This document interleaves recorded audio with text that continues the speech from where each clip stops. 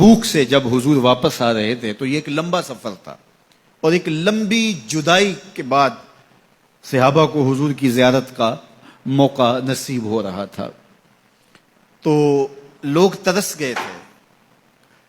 ایک وہ منظر کہ شام سویرے حضور کے پیچھے نمازوں کی بہاریں، حضور کے چہرے کی زیارت اور آقا کریم علیہ الصلوۃ والسلام کی دل آویز اور میٹھی باتوں کو سننا، کیا مناظر تھے۔ صحابہ روز یہ مزے لوٹتے تھے۔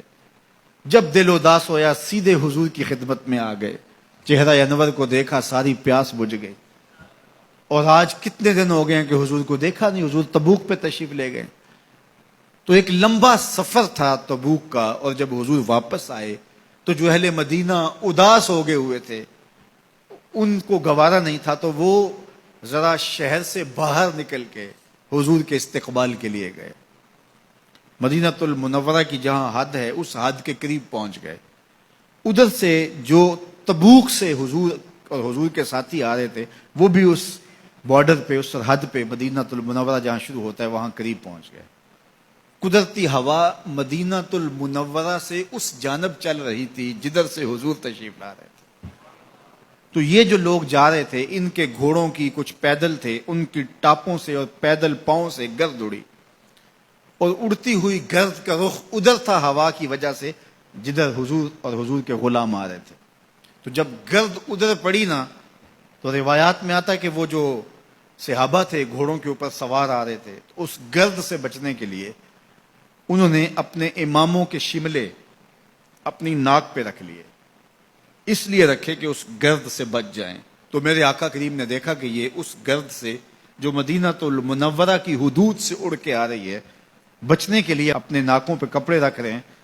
تو حضور علیہ السلام نے اپنی سواری کو روک کے ان سے مخاطب ہو کے کہا، ان کپڑوں کو پیچھے ہٹا دو، تم جانتے نہیں مدینے کے غبار میں بھی شفا ہے، مدینے کی مٹی میں بھی شفا ہے، گرد و غبار میں بھی شفا رکھا ہوا ہے۔ میں چم چم اکھاں نہ للاواں، صدقڑے جاواں نے مٹی عرب دی ہے۔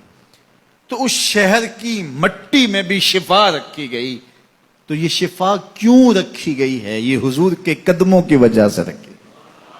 حضور تشریف فرمائے، شہر حضور کا ہے، اس لیے اس کو برکتیں دی گئی۔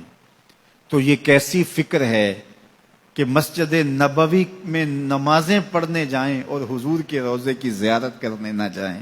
حضور کی بارگاہ میں حاضری اہل ایمان کے لیے بہت بڑی سعادت ہے۔ امام مالک کہتے ہیں کہ حضور نے ارشاد فرمایا، جس نے میرے وصال کے بعد میری قبر کی زیارت کی گویا اس نے میری زیارت کی۔ تو امام مالک کہتے ہیں کہ اگر کوئی حضور کے روضے کو دیکھنے جائے یا دیکھ کے آئے تو یہ نہ کہے کہ میں حضور کے روضے کو دیکھ کے آیا ہوں، بلکہ کہے میں حضور کو دیکھ کے آیا ہوں، میں حضور سے ملنے جا رہا ہوں، میں حضور سے مل کے آیا ہوں۔ اس لیے کہ جس نے حضور کے روضے کی زیارت کی اس نے حضور کی زیارت کی۔